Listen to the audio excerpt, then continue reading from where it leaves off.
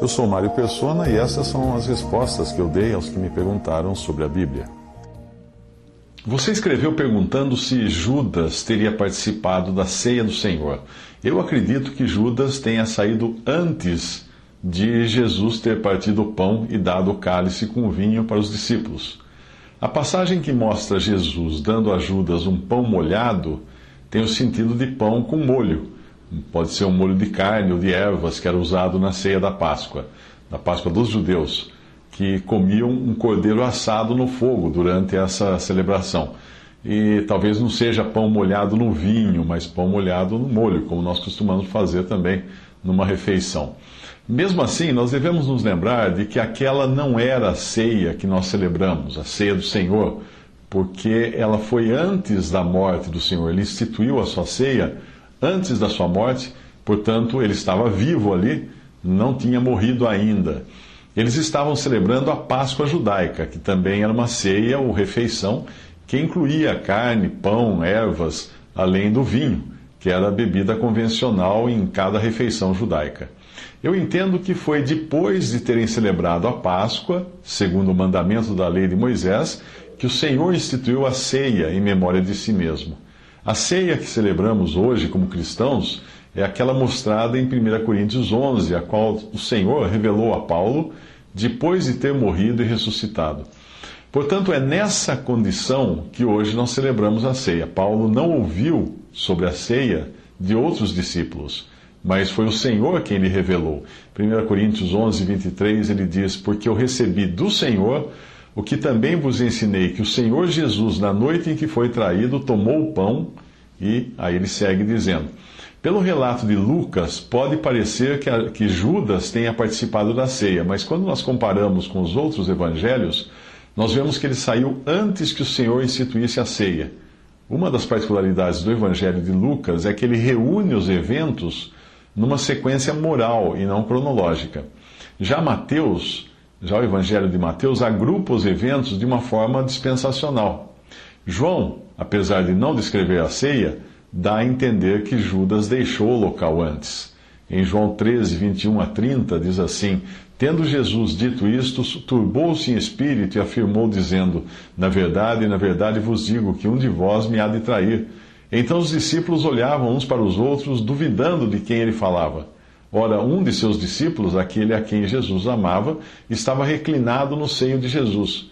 Então Simão Pedro, fez sinal a este para que perguntasse quem era aquele a quem ele falava. E, inclinando-se ele sobre o peito de Jesus, disse-lhe: Senhor, quem é? Jesus respondeu: é aquele a quem eu der o bocado molhado. E molhando o bocado, o deu a Judas Iscariotes, filho de Simão, e após o bocado, entrou nele Satanás. Disse, pois, Jesus: o que fazes, faze-o depressa. E nenhum dos que estavam assentados à mesa compreendeu a que propósito lhe dissera isto, porque, como Judas tinha a bolsa, pensavam alguns que Jesus lhe tinha dito: compra o que nos é necessário para a festa, ou que desse alguma coisa aos pobres. E tendo Judas tomado o bocado, saiu logo, e era já noite. No versículo 2 desse capítulo, embora algumas traduções tragam "e acabada a ceia, tendo o diabo posto no coração de Judas Iscariote, filho de Simão, que o traísse", etc., na Almeida corrigida, essa versão, uma tradução mais correta seria a que você encontra em outras versões, como a Almeida atualizada, a versão de John Nelson Darby, a versão Ave Maria, a versão da Sociedade Bíblica Britânica, da CNBB, NVI, Nova Versão Internacional, etc. Ali aparece: enquanto ceavam, tendo já o diabo posto no coração de Judas, filho de Simão Iscariotes, que o traísse. Ali está falando da ceia pascal, não da ceia do Senhor, que foi instituída depois da ceia pascal. Portanto, foi durante a ceia da Páscoa que o diabo colocou no coração de Judas o desejo de trair Jesus. No versículo 27, quando o Senhor dá a ele um pedaço de pão com molho, Satanás entra em Judas para esse dar continuidade ao seu plano. Entre o momento em que Satanás insinuou a Judas, no versículo 2, e o momento em que entrou nele, no versículo 27, houve um tempo para que Judas repelisse tal insinuação. E para nós isso também é um alerta: o pecado só se consuma depois de ter sido insinuado no nosso coração. Sempre existe um período em que nós temos a oportunidade de repelir a tentação. 1 Tessalonicenses 5:22, abstende-vos de toda aparência ou toda forma do mal. Tiago 1, de 12 a 15, bem-aventurado o homem que suporta a tentação, porque quando for provado, receberá a coroa da vida, a qual o Senhor tem prometido aos que o amam. Ninguém sendo tentado, diga, de Deus sou tentado, porque Deus não pode ser tentado pelo mal e a ninguém tenta. Mas cada um é tentado quando atraído e engodado pela sua própria concupiscência. Depois, havendo a concupiscência concebido, dá à luz o pecado, e o pecado, sendo consumado, gera a morte. João 13:30. E tendo Judas tomado o bocado, saiu logo, e era já noite. Foi só depois de terminarem a refeição, ou ceia da Páscoa, que o Senhor instituiu a ceia do Senhor.